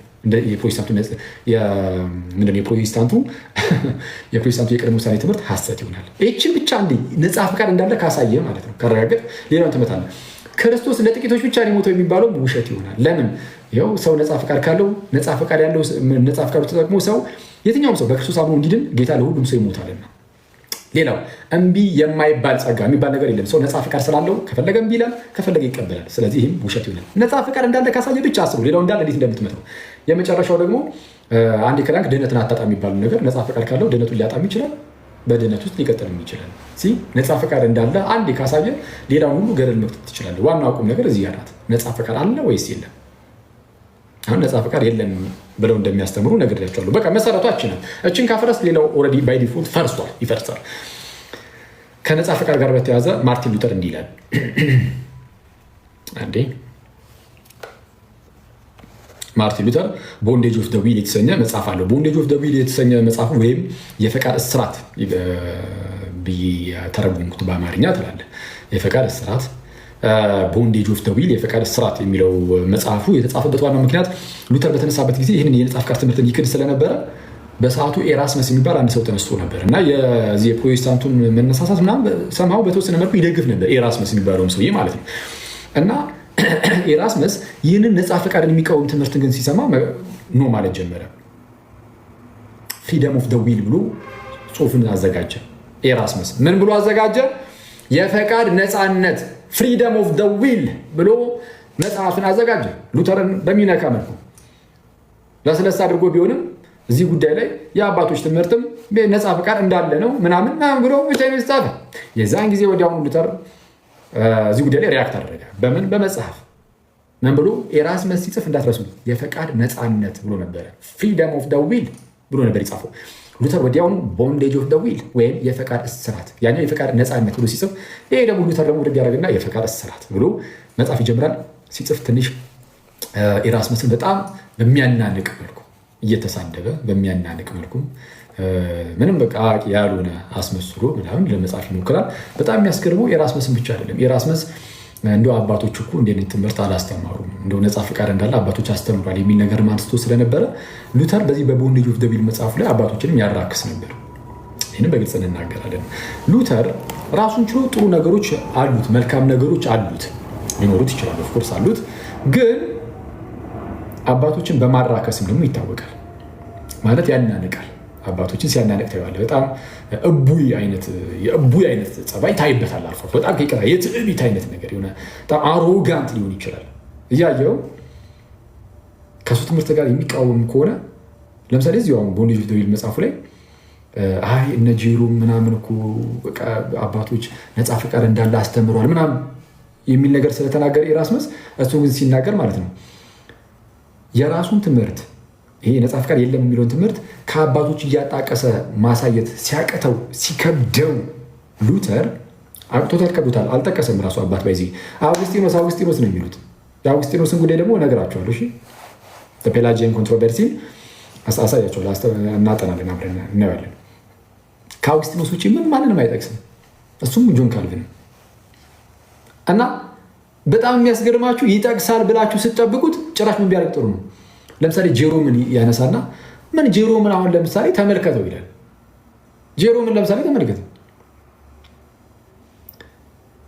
ስለ ድንግልና የጻፈውን ያነሳና ጄሮም ድንግልና በጣም ከፍ የሚያደርግ ሰው ነው። ለምሳሌ ሰው በትዳር ምናምን ቢኖር ምድርን ይሞላል። እግዚአብሔር አምላክም በዘፍጥረት መጽሐፍ ላይ እንደተናገረው ብዙ ተባዙ ምድርን ሙሉ ብሏል። ወንድና ሴት አድርጎ ፈጥሯቸው። ስለዛ ምድራዊ ጋብቻ ምድርን ይሞላል፣ ጋብቻ ምድርን ይሞላል ይልና ጄሮ ማለት ነው። ድንግልና ግን ሰማይን ይሞላል ይላል። አይተዋል። ድንግልና በረከት የለውም እንዲህ እንዳትል፣ አረ ድንግልና በረከት አለው። በእውነት በሰማይ ቤት ተሞላበት አለ እንደዚህ ብሎ ይናገራል። ስለዛ ድንግልና ከፍ የማድረግ ነገር ይታይበታል። በድንግልና ጸንቶ መኖርን ማለት ነው። ጄሮ ሉተር አሁን ይሄ ምንም እኮ ርዕሱ እኮ አይደለም አይደል? ይሄ ጉዳይ አሁን ያልኳችሁ ጉዳይ ከዚህ ከነፃ ፈቃድ ጋር የሚያገኘው ነገር የለም። ግን ነፃ ፈቃድ ላይ ከአባቶች ኤራስመስ እያነሳ ሲያሳይ ማርቲን ሉተር ቀበል ሊያደርግና እንዳልኳችሁ የእቡይ ባህሪ እቡይ ነው እንዲህ የሚባለው ምንድን ነው? አሮ ነው ትዕቢት አይነት ነገር፣ በጣም ትዕቢተኛ የትዕቢት አይነት። እሱን የሚቃወም ነገር አይወድም። እሱን ከተቃወምከው የፈለገ ለኤርሲያን ሊቅ የኤርሲያን አባት አትሆንም። አናንቆ አራክሶ ምንም ከርዕሱ ውጭ የሆነ ነገርም ሊያገናኝብህ ይችላል። አሁን ለምሳሌ ጄሮምን እንደዛ ነው። ይህንን ርዕስ ያነሳና ስለ ነፃ ፈቃድ እየተወራ አሁን ቀደም ያልኳችሁ አሁን ጄሮምን ይኸው ጋብቻ ምድርን ይሞላል ካለ በኋላ ምንድነው ድንግልና ግን ሰማይን ይሞላል ይላል። ከዚህ በላይ የረከሰ ነገር ከንቱ ንግግር ምን አለ ይላል። እንዴ ማስረጃ ካለ አምጣ ብራዘር። ዝም ብለህ አባቶችን ማራከስ፣ መሳደብ፣ ማንቋሸሽ አይደለም። ሉተር እኔ ከዚህ ቤትም ብያቸዋለሁ፣ በጣም ብዙ ጥሩ ነገር እኮ አለው። ግን ከእሱ ትምህርት ጋር ከተቃወምክ ያልቀልሃል። እንደዚህ የሚያራክስ እነ ጆን ካልቪንን ጨምሮ እነ ቅዱስ ዮሐንስ አፈወርቅን ሲያንቋሹት ያለ እሱ ነው። በቃ እንደዚህ አይነት ትምህርት በጣም የሚያስገርማችሁ ነገር ጆን ካልቪን እና ሉተር የአባቶች ጉዳይ ላይ ሲናገሩ እንዳልኳቸው ከአውግስጢኖስ ውጭ ምንም የሚጠቅሱትም ስለሌላቸው ስላላገኙም እንደው ፈልገው አተው ነው። በነገራቸው ላይ ሳይፈልጉ ቀርቶ አይደለም፣ ትምህርታቸውን ቢደግፍላቸው ብዙ እኮ ደክመዋል። ግን ሲያዩ የአባቶች ትምህርት እንደው ነፃ ፈቃድ እንዳለ የሚመስል ነገርን የተናገሩት እና እነሱ ከክርስትና ይልቅ ወደ ፍልስፍና የወደቁ ናቸው ይላቸዋል አባቶችን። ከአውግስጢኖስ በፊት የነበሩ ያሁሉ ለ300 ዓመታት ሙሉ የነበሩ አባቶች ከክርስትና እምነት ወጥተው በፍልስፍና ውስጥ ሲወድቁ ማነው አውግስጢኖስ እና ጆን ካልቪን ከሉተር ጋር ሆኖ እነሱ ትክክል ናቸው እንበለውና ማነው ጆን ካልቪን እና ሉተር እነሱ ግን በጣም ክርስቲያን ናቸው። ከ1600 ዓመት በኋላ ከክርስትና ጀምሮ 1600 ዓመት በኋላ ተነስተው ኢማጂን እንደዚህ አይነት አደገኛ ጀጅመንት ሲሰጡ ሰው ሉተር እንደዚህ ያለ ቦንዴጅ ኦፍ ዘ ዊል የመጀመሪያው ክፍል ሴክሽን 23ኛው ሴክሽን ላይ እንዲህ ይላል። ሰው ይላል ሰው ከነፃ ፈቃድ ጋር በተያዘ ማለት ነው ድህነቱ ወይም መዳኑ ማለት ነው መዳኑ ከራሱ ጥንካሬ ሀሳብ ይልና ፈቃድ ሰው መዳኑ ከራሱ ፈቃድ እና ስራ ሙሉ በሙሉ ውጭ እንደሆነና ይልቁንም በሌላ ማለትም በእግዚአብሔር ብቻ ሐሳብ፣ ፈቃድ እና ስራ ላይ ጥገኛ እንደሆነ እስካላወቀ ድረስ ዝቅ ሊል አይችልም ይላል። ሰው ዝቅ ሊል የሚችለው ድህነቱ ከራሱ ፈቃድ ውጭ፣ ከራሱ ፍላጎት ውጭ እንዲህ የሚለው ሰው መዳኑ ከራሱ ጥንካሬ፣ በጥንካሬያችን አላንም፣ ኦፍኮርስ በስራችንም አላንም፣ እዚህ ላይ እንስማማለን። ግን ያለ ፍላጎታችን ያለ ፈቃዳችን ድነናል የሚለው ግን ውሸት ነው። ይህ የሉተር ትምህርት ነው። ይህ የፕሮቴስታንቶች ትምህርት ነው። የክርስትና ትምህርት አይደለም። የመጽሐፍ ቅዱስ ትምህርት አይደለም። በመጽሐፍ ቅዱስ ላይ ያለ ፈቃዳችን ዳንን፣ ያለ ፍላጎታችን ዳንን የሚባል ነገር የለም። ሰው ፈቃዱ ፍላጎቱ በዛ ደረጃ አይደለም ያጣው። ምን አላጣው የሚለው እናያለን። ኤኒዌይስ ምን አለ? ሰው መዳኑ አለ ከራሱ ጥንካሬ፣ ሐሳብ፣ ፍላጎት፣ ፈቃድና ስራ ሙሉ በሙሉ ውጭ፣ ከፍላጎታችንም ከፈቃዳችንም ሙሉ በሙሉ ውጭ ውጭ እንደሆነና ይልቁንም በሌላ ማለትም በእግዚአብሔር ብቻ ሐሳብ፣ ፈቃድ እና ስራ ላይ ጥገኛ እንደሆነ እስካላወቀ ድረስ ዝቅ ሊል አይችልም ይላል። በትህትና ማለት ነው። ስለዚህ ለሉተር የሰው መዳኑ ሙሉ በሙሉ ከራሱ ፍላጎትና ፈቃድ ውጭ። ኦኬ እንዲህ ላይ እዛው ቦንዴጅ ኦፍ ዘ ዊል ላይ በተደጋጋሚ በርካታ ነገሮችን ያስቀምጣል። ኢቨን እዛው መግቢያው ላይ ማለት ነው ቦንዴጅ ኦፍ ዘ ዊል መግቢያው ላይ ነፃ ፈቃድ ግልጽ የሆነ ውሸት ነው እያለ ይናገራል። ነፃ ፈቃድ ግልጽ የሆነ ውሸት ነው፣ ቃል በቃል እንደዚህ ይላል። ነፃ ፈቃድ ግልጽ የሆነ ውሸት ነው ይላል። ስለዚህ ነፃ ፈቃድን ይቃወማል። ስለዚህ ከማርቲን ሉተር ሊካሳያችሁ በሉተር በኩል የመጡ ሉተራን የሚባሉ አሁን አሉ አይደል?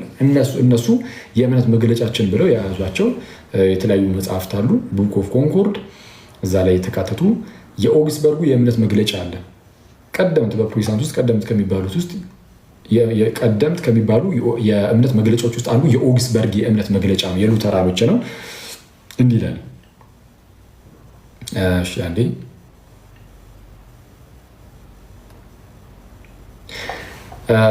የኦግስበርጉ የእምነት መግለጫ 18ኛው አንቀጽ ላይ እንዲህ ይላል። ነፃ ፈቃድን በተመለከተ የሰው ፈቃድ ህዝባዊ ጽድቅን ሲቪክ ራይቸስነስ ማለት ነው። ነፃ ፈቃድን በተመለከተ ተመልከቱ። ነፃ ፈቃድን በተመለከተ የሰው ፈቃድ ህዝባዊ ጽድቅን ለመስራት እና ለአመክንዮ የሚገዙ ነገሮችን ለመምረጥ የተወሰነ ነፃነት አለው ብለው ያስተምራሉ። የተወሰነ ነፃነት አለው ብሎ ያስተምሩ የለ እንዲ አክሊል? አዎ ያስተምራሉ። ምን ላይ አለ? ህዝባዊ ጽድቅን ማለት ዝም ብሎ ፐብሊክ የሆነውን እዚህ ምንድነው ኖርማል። አሁን ለምሳሌ እርሻ ሊድ አሊድ ምሳሌ የሚሰጡት እርሻ ሊድ አሊድ ምናምን የሚሉትን ስለሆነ ነው ይህን ቃል የተጠቀምኩት። የሆነ ነገር ላድርግ አላድርግ፣ ወይም ደግሞ ለምሳሌ በዚች በሀገሪቷ ውስጥ ስትተዳደር ብትገድል ትታሰራለህ አይደለ? ትታሰራለህ። ስለዚህ ላለመታሰር ስትል ላትገድል ትችላለህ። ግን ይህ እንደ መልካም ነገር አይቆጠርም በእግዚአብሔር ዘንድ ማለት ነው። ላለመታሰር ስትል አለመግደል እንደ መልካም በእግዚአብሔር ዘንድ የሚቆጠርልህ አይደለም። ስለዚህ መንፈሳዊ መልካም ተብሎ አይጠራም። እንደነዚህ ነገሮችን ሊያደርግ ይችል ይሆናል። የተወሰነ ነፃነት አለው። ለዚህም ቢሆን የተወሰነ ነፃነት አለው ብለው ያስተምራሉ። ይሁን እንጂ ያለ መንፈስ ቅዱስ ሚኒንግ መንፈስ ቅዱስ መጥቶ ዳግም ሳይወልድ ማለት ነው የእግዚአብሔርን ጽድቅ ወይም ራይቸስነስ ወይም መንፈሳዊውን ጽድቅ ለመስራት ኃይል አይኖርም። ለዛ የተወሰነ ነፃነት አለው። እዚህ ላይ ግን ወፍ ምክንያቱስ አንደኛ ቆሮንቶስ ምዕራፍ 2 ቁጥር 14 ላይ ያሉን ያለ አግባብ ይጠቅሳሉ። ምን የሚለውን ያው ለፍጥረታዊ ሰው የእግዚአብሔር መንፈስ ነገር ሞኝነት ነውና አይቀበለውም ስለሚል በቃ ሊቀበል አይችልም። አንድ ሰው በቃ አንድ ኖርማል ፍጥረታዊ ሰው ምንም የእግዚአብሔር ነገር ሊቀበል አይችልም። ይህ ጥቅስ ምን ማለት ነው የሚለውን በቀጣይ ያሳያቸዋል። የሚጠቅሷቸው እንዳለ ጥቅሶች እናነሳቸዋለን፣ እናያቸዋለን። ነገር ግን ይህ ጽድቅ በልብ ውስጥ የሚፈጠረው ሰው በቃሉ አማካኝነት መንፈስ ቅዱስን በሚቀበልበት ጊዜ ነው ይላል። እንዲህ አይነት ነገር ማግኘት የሚጀምረው አስቀድሞ እርሱ ምን ሲያደርግ በቃሉ አማካኝነት ማለት የሆነ ወንጌል ሲሰበክ ይላሉ ሉትራኖች። ቃሉ ልክ ሲሰበክ በዛ በስብከት ውስጥ መንፈስ ቅዱስ መጥቶ ሰውየውን ያገኘዋል። መጥቶ ምንም ያለ ሰውየው ፍቃድ ማለት ነው ወይም ያለ ሰውየው ፍላጎት ምንም ያለ ሰውየው ትብብር ምንም የሰውየው ትብብር መንፈስ ይመጣና ይቀይራል ሰውየውን። ከዛን እንደዚህ መልካም ነገሮችን ማድረግ እንዲጀምር ያደርገዋል። ይህ የኦግስበርጉ የእምነት መግለጫ ነው። ተጨማሪ ፎርሙላ ኦፍ ኮንኮርድ ላይ በግልጽ ብዙ ነገሮች ተቀምጠዋል። ፎርሙላ ኦፍ ኮንኮርድ የሚል መጽሐፍ አላቸው ሉተራኖች እና ይህ ፎርሙላ ኦፍ ኮንኮርድ 2 ክፍል አለው። እንግዲህ እነዚህ ስለነዚህ ሰዎች በደንብ ማወቅ የምትፈልጉ ከሆነ ማለት ነው ፎርሙላ ኦፍ ኮንኮርድ የተባለው መጽሐፍ 2 ክፍል አለው። ኤፒቶም እና ሶሊድ ዲክላሬሽን የተሰኘ። ኤፒቶም አጠር ያለ አነስ ያለ ነገርን የተለያዩ ጉዳዮች ላይ ለምሳሌ ስለ ውርስ ኃጢአት፣ ስለ ነፃ ፈቃድ ምናምን የተለያዩ ርዕሶችን ሰጥቶ በኋላ 11ኛው ክፍል ላይ ቲንክ ስለ ቅድመ ውሳኔ ምናምን ዝርዝር አድርጎ ያስቀምጡበት ነው። አጠር አድርጎ ያስቀምጠዋል እና ሲያስቀምጡ ለምሳሌ ስለ ነፃ ፈቃድ ከሆነ የሚቀበሉትና የማይቀበሉትን እየለዩ ያስቀምጣሉ። አሉታዊ ሀሳብና አዎንታዊ ሀሳብ እያሉ ይህንን እንዲህ የሚለውን እንቀበላለን፣ እንዲህ ብለን እናምናለን፣ እንዲህ ብለን እናምናለን። በጎን ደግሞ እንዲህ የሚሉትን እንቃወማለን። ይሄ ኔጌቲቭ የሚያደርጉትን ኔጌቲቭ የሆነውን ተሲስ በዚህ መልኩ ያስቀምጣሉ። ፖዚቲቭ የሆነውን ተሲስ ደግሞ ቅድም እንዳልኳችሁ ይህንን እንቀበላለን እያሉ የሚያስቀምጡት አለ። በጎን ደግሞ ይህን አንቀበልም፣ እንዲህ የሚሉትን እንቃወማለን እያሉ ደግሞ ያስቀምጡበት ክፍል ነው። አሁን ኤፒቶም የሚባለውም ሶሊድ ዲክላሬሽን የሚባለው ሁለቱም ክፍሎች ይሄ ነው ይዘታቸው። ግን ሶሊድ ዲክላሬሽን የሚባለው ሰፋ ያለ ማብራሪያም አለው። የተለያዩ የመጽሐፍ ቅዱስ ማጣቀሻዎችንም ለማስቀመጥ ይሞክራል። እሺ አሁን ከዚህ መጽሐፍ ውስጥ አሁን ከነገርኳችሁ ከዚህ ከፎርሙላ ኦፍ ኮንኮርድ ወይም የስምምነቱ መሰረታዊ መመሪያ ተብሎ ተተርጉሟል። ከዛ ውስጥ ለምሳሌ አንድ ላንብብላችሁ እስቲ። የስምምነቱ መሰረታዊ መመሪያ ወይም ፎርሙላ ኦፍ ኮንኮርድ የመጀመሪያው አንቀጽ ስለ ውርስ ኃጢአት የተናገሩበት ክፍል አሉታዊ ሀሳቦች 6ኛው አንቀጽ ላይ እንዲህ ይላል። በተመሳሳይ ሁኔታ ዳግም ያልተወለደ ሰው ይላል። ተመልከቱ በደንብ አድርጋችሁ ስሙ ጋይስ። ምንድነው በደንብ አድርጋችሁ ስሙ። ዳግም ያልተወለደ ሰው ምን ያላደረገ? ዳግም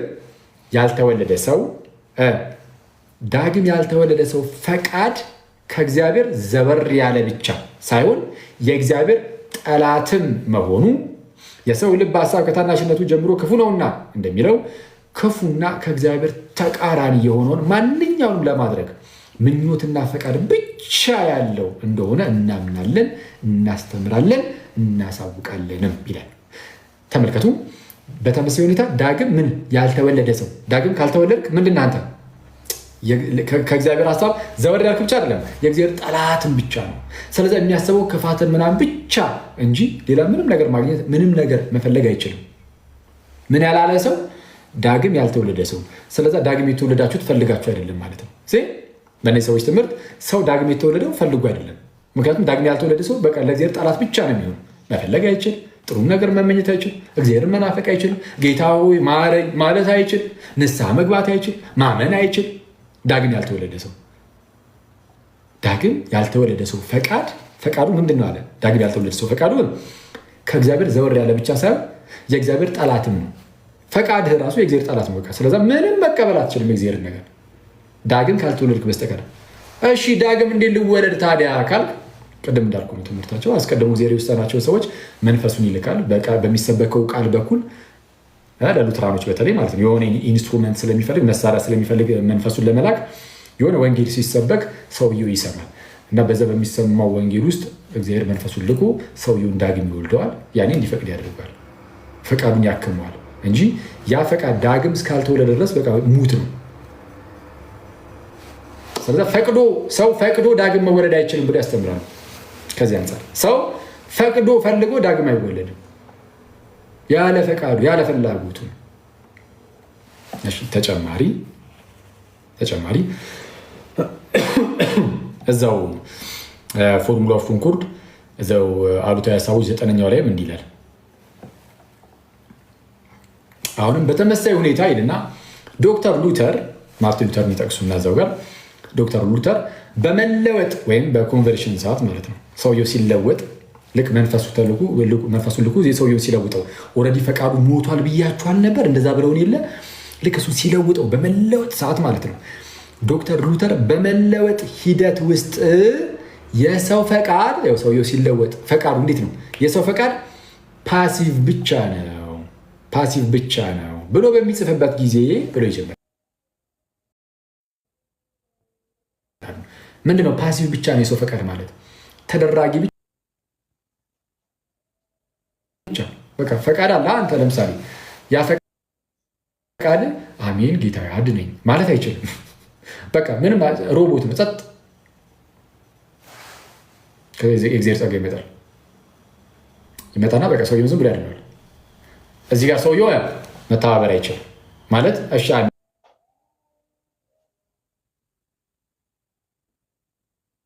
አድነኝ ጌታዊ ብሎ መፍቀድ አይችልም። ፓሲቭ ነው።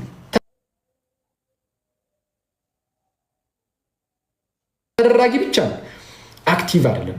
ፈቃድ አክቲቭ ነው ሲባል ተሳትፎ አለው። አሜን ጌታ አድነኝ፣ እሺ አሜን ብሎ ጸጋውን ይቀበላል።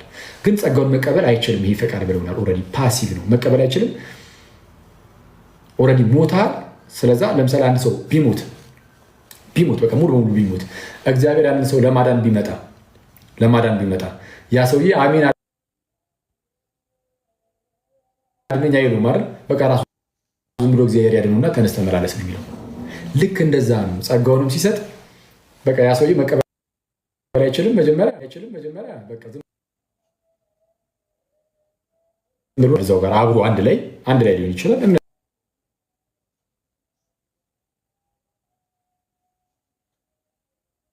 የሚሰጧል በቃ እንዲያምን ያደርጓል ምናምን ብሎ ያስተምራሉ። ስለዛ ሉተር ምን አላሉ? ዶክተር ሉተር በመለወጥ ሂደት ውስጥ በሰው መለወጥ ሂደት ውስጥ ማለት ሰው ልክ ሲለወጥ ዳግም ሲወለድ ማለት ነው የሰው ፈቃድ ተደራጊ ብቻ ነው፣ ፓሲቭ ብቻ ነው ብሎ በሚጽፍበት ጊዜ ብሎ ይጀምሩና ምን ይላል? በሚደመጠው ቃል አየህ፣ በቃል ስብከት ማለት ነው። በሚደመጠው ቃል ወይም በቅዱሳት ሚስጥራት አገልግሎት ያው እነሱ በጥምቀት ውስጥ እግዚአብሔር ጸጋ ሊሰጥ ይችላል ብሎ ስለሚያስተምሩ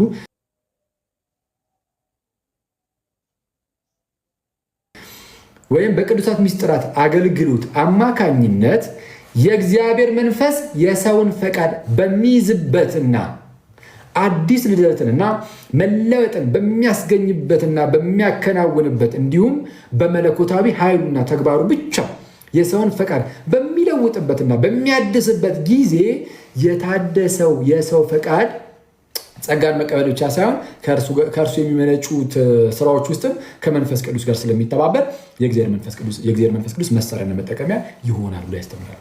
መቼ ነው የሚሆነው? አስቀድሞ መጀመሪያ መንፈሱ መጥቶ ፈቃዱን ይይዘዋል። ፈቃዱን ይይዝና የሰውን ፈቃድ በሚይዝበትና አዲስ ልደትን እንዲሁም መለወጥን በሚያስገኝበት ጊዜ አዲስ ልደትን ማለት ዳግም ልደትን ማለት ነው። ዳግመኛ የሚወለዱ ሰው ያለ ፈቃዱ ነው። መንፈሱ ራሱ መጥቶ በቃ እግዚአብሔር አስቀድሞ ወስኗል፣ ኦልሬዲ ወስኗል። ስለዚህ መጥቶ ይይዘዋል። አዲስ ልደትን ዳግም ልደትን ይሰጠዋል። እሺ መለወጥን ያስገኝለታል። እንዲያለም ነገር ሲያከናውን ያኔ ጸጋውን ከዛ በኋላ ስለሚፈወስ ፈቃዱ ሲፈወስለት ጸጋን መቀበል ብቻ ሳይሆን ከእርሱ የሚመነጩ ስራዎችን እየሰራ መተባበር ይጀምራል። ከዛ በፊት ግን አዲስ ልደትን ሲሰጠው ምን ሲለው በቃ በራሱ ብቻ ነው። ተጨማሪ አንድ ብቻ ልስጣችሁ ከሉተር አንድ ብቻ ልስጣችሁ። ፎርሙላ ኦፍ ኮንኮርድ አሁንም ሶሊድ ዲክላሬሽን ላይ ደግሞ ሁለተኛው አንቀጽ ላይ 5ኛው ቁጥር ላይ ስለ ነፃ ፈቃድ የተነገረበት ክፍል ማለት ነው። ሶሊድ ዲክላሬሽን ላይ ነው ይሄኛው። እንዲህ ይላል፣ ንጹሐን የሆኑ የኦግስበርግ የእምነት መግለጫ መምህራን ያስተማሩትና የደከሙለት ነገር ይላል። ንጹሐን የሆኑ የማን መምህራን? የኦግስበርግ የእምነት መግለጫ መጀመሪያ የጠቀስኩላችሁ እሱን ነው። ቀደምት የሆነው የእምነት የፕሮቴስታንቶች የሉተራኖች በተለይ የሉተራኖች የእምነት መግለጫቸው ነው እና እሱን መቀበል ያው እንደ ግድ ነው። በተለይ ኮንፌሽናል ሉተራን ለመሆን ማለት ነው። ንጹሐን የሆኑ የኦግስበርግ የእምነት መግለጫ መምህራን ያስተማሩትና የደከሙለት ነገር ይላሉ። እሺ በመጀመሪያ በመጀመሪያዎቹ በወላጆቻችን በአዳምና በሔዋን ማለት ነው ውድቀት ምክንያት ሰው ክፉኛ በመበከሉ ከመለወጣችንና ከነፍሳችን መዳን ጋር በተያያዘ ለመለኮታዊው ነገር በተፈጥሮ እውር ነው፣ ብላይንድ ነው ማለት ነው። ይህም የእግዚአብሔር ቃል በሚሰበክበት ጊዜ አያስተውለውም፣ ሊያስተውለውም አይችልም። ይልቁንም እንደ ሞኝነት ይቆጥረዋል። ከምን በፊት? ከመለወጣችንና ከነፍሳችን መዳን ጋር በተያያዘ አይተዋል። ለመለወጥ ስትፈልግ ነፍስ ልትድን ስትል ለመለኮታዊ ነገር ምንም አይነት ነገር መቀበል አትችልም። እውር ነህ ምናምን በቃ ምንም መቀበል አትችልም። ስለዚህ በራሱ ወደ እግዚአብሔር ሊቀርብም አይችልም ይልና ይልቁንም በሚሰበከውና በሚሰማው ቃል በኩል በመንፈስ ቅዱስ ኃይል ከንጹህ ጸጋ የተነሳ ከምን የተነሳ? ከፒውር ግሬስ ከንጹህ ጸጋ የተነሳ ብቻ ማለት ነው። ያለ ሰውየው ምንም አይነት የፈቃድ ትብብር ምንም አይነት የፈቃድ ትብብር ስለዚህ ሰውየው ሳይፈቅድ ምን ሳይል ሰውየው ስለፈቀደ በፍጹም አይደለም። ያለምንም የሰውየው የፈቃድ ትብብር እስኪለወጥ አማኝ እስኪሆን ወይም እምነት እስኪሰጠው ዳግም እስኪወለድ እና እስኪታደስ ድረስ የእግዚአብሔር ጠላት እንደሆነ ይቆያል። እስከዛ ድረስ የእግዚአብሔር ጠላት ምን እስኪሆን ድረስ ያለ ሰውየው ምንም አይነት የፈቃድ ትብብር ምን እስኪሆን እስቲ ንገሩኝ። ያለ ሰውየው ምንም አይነት የፈቃድ ትብብር አማኝ እስኪሆን። አማኝ ሆኖ ያለ ፈቃድ ትብብር ነው። ፈቅዶ አይደለም አማኝ ሆኖ እሱማ አይችልም። መፍቀድ ፈቅዶ ማመን አይችልም። ያለ ሰውየው የፈቃድ ትብብር እስኪለወጥ ድረስ ይላል። ሰውየው የተለወጠው በፈቃዱ አይደለም እያለ ነው። ያለ ሰውየው የፈቃድ ትብብር ዳግም እስኪወለድ ይላል። ዳግም የተወለደው በሰውየው የፈቃድ ትብብር አይደለም። ይኸው ሶሪ ዴክላሬሽን ኮንሰርኒንግ ፍሪ ዊል ላይ በግልጽ 5ኛው አንቀጽ ላይ አለ። ይሄ የሉትራኖቹ ትምህርት ነው። የሉትራኖቹ ትምህርት በግልጽ እንደዚህ ካየን ነፃ ፈቃድ ያላቸው ትምህርት ካልቪኒስቶቹ ደግሞ ጆን ካልቪን በተደጋጋሚ በዚህ ጉዳይ ላይ እንኳን አይታመም በግልጽ ነው የሚያስተምረው። ለምሳሌ ጆን ካልቪን ለማሳያ ያህል ግን ኢንስቲትዩትስ ኦፍ ክርስቲያን ሪሊጅን ጽሑፉ ላይ እውቁ መጽሐፉ ነው።